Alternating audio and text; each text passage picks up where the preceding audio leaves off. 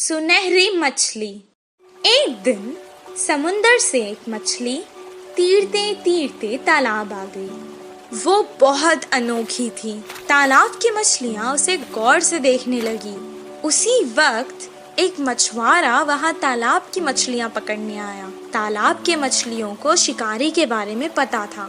जैसे ही उसने जाल डाला, सारी मछलियाँ तुरंत वहाँ से भाग गई और ये सुनहरी मछली जाल में फंस गई। मछुआरे ने कहा, ये मछली तो कितनी बड़ी है, इसे मैं घर ले जाकर छोटे छोटे टुकड़े कर कर सुखा कर बहुत दिन तक खा सकता हूँ। ओ मछुआरे, मुझे मत मारो, मैं तुम्हारी मदद कर सकती हूँ। मछली की बातें सुनकर, अरे ये मछली तो बात भी कर सकती है, बताओ तुम मेरी क्या मदद कर सकती हो?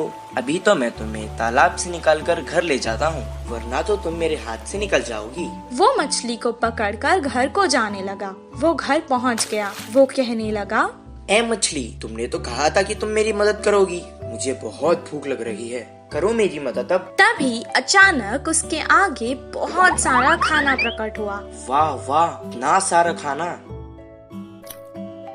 मैं तो तुम्हें यहाँ मारने लाया था, तुमने तो जादू ही कर दिया। इतना सारा खाना मुझे तुमने दिया, अब तो तुम मेरी सबसे अच्छी दोस्त हो। दोनों खुशी खुशी रहने लगे। एक दिन वो बहुत उदास था। मछली ने उसे देखा। क्या हुआ दोस्त, आज तुम बहुत उदास लग रहे हो। अब से तुम्हें मैं कभी नुकसान नहीं पहुँचाऊंगा। मेरी उम्र के बच्चे सभी पाठशाला जाते हैं, मुझे भी पढ़ना पसंद है, पर हर रोज मैं जाल लेकर मछली पकड़ने जाता हूँ। तुम पाठशाला क्यों नहीं जाते? मुझे पढ़ना पसंद है, पर मुझे कुछ याद नहीं रहता, इसीलिए मछली पकड़ने के काम पर लगा दिया। मैं तुम्हें एक उपाय बताऊं? मुझे तुम अपने कान तक ले जाओ। मैं तुम्हें एक मंत्र बताऊंगी, उसे पढ़ने से तुम्हें सब कुछ याद रहेगा और तुम अपनी कक्षा में सबसे अव्वल आओगे। तुम्हारी सब प्रशंसा करेंगे। अच्छा, बताओ। मछली ने उसके कान में एक मंत्र बताया। उसके बाद से जैसे उसने कहा था वैसे ही हुआ। मछली दोस्त, मैं बहुत खुश हूँ। अब मुझे तालाब की बहुत याद आ रही है। चलो हम दोनों तालाब चलते हैं। वो दोनों तालाब के पास चले गए। मछली ने उसे अपने ऊपर बैठा लिया और बहुत जल्दी जल्दी तैरने लगी।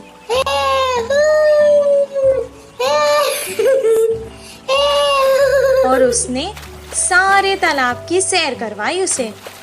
सबको देखकर वो बहुत खुश हुआ। जब उसका मन भर गया, वो वापस घर जाने लगा। मछली ने कहा, दोस्त, तुम अकेले ही क्यों जा रहे हो? मुझे भी अपने साथ ले जाओ। मैं जितना खुश पाठशाला में होता हूँ, आज मैंने देख लिया कि तुम उतना ही खुश तालाब में होती हो।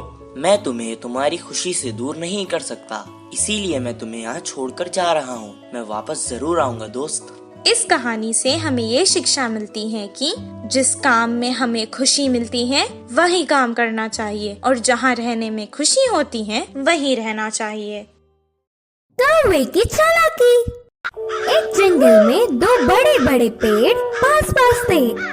एक पेड़ पे कौवे घोंसला बनाकर रहते हैं तो दूसरे पेड़ पर कबूतर रहते थे।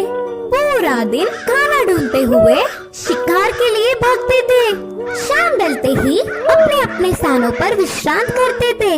कौवे के समूह में एक अति आलसी कौवा रहता था। वो उठना ही देर से उठता था। बाकी सारे खाने के लिए बाहर जाते हैं तो ये कहीं ना जाते हुए पेड़ पे ही आराम से रहता था। कुछ ही देर में वो सारे खाना लेकर खाते समय उनमें मिलकर छीन के खाता था।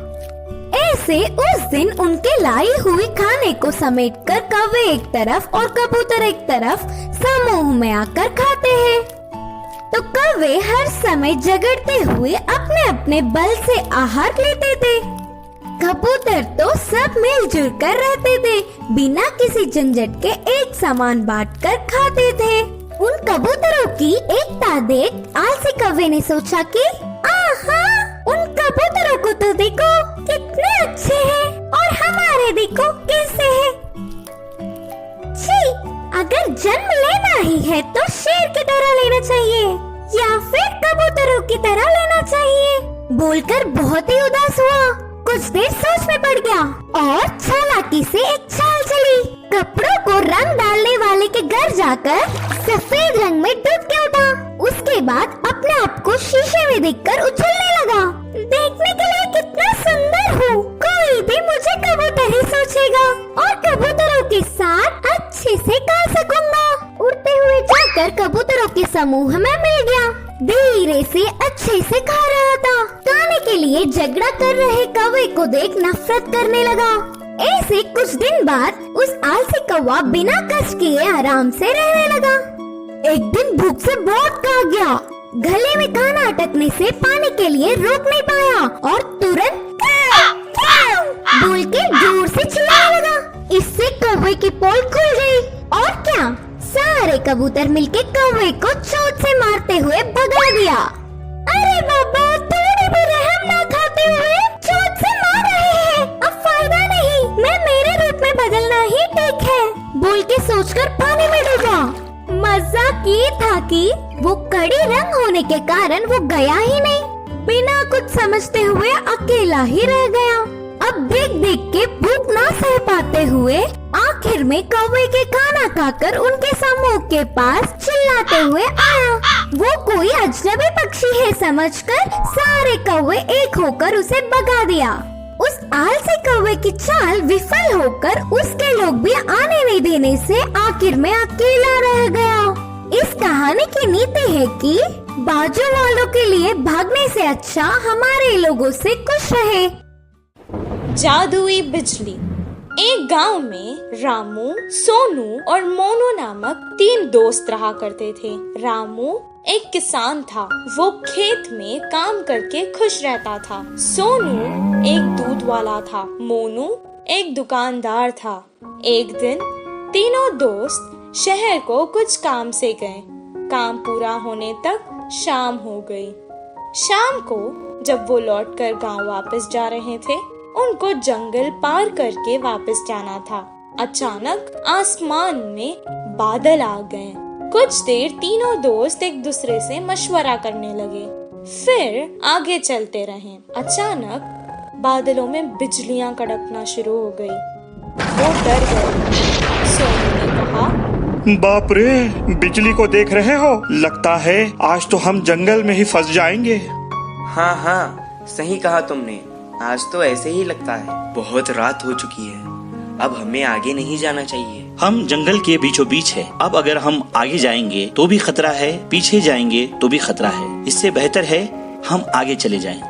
इतना कहकर वो बैलगाड़ी आगे चलाने लगा। थोड़ी दूर जाते ही जोरों की बारिश शुरू हो गई। जंगल में बहुत ज्यादा अंधेरा था और ऊपर से तेज बारिश और बिजलियां कड़क रही थी। ये सब देखकर वो डरने लगे।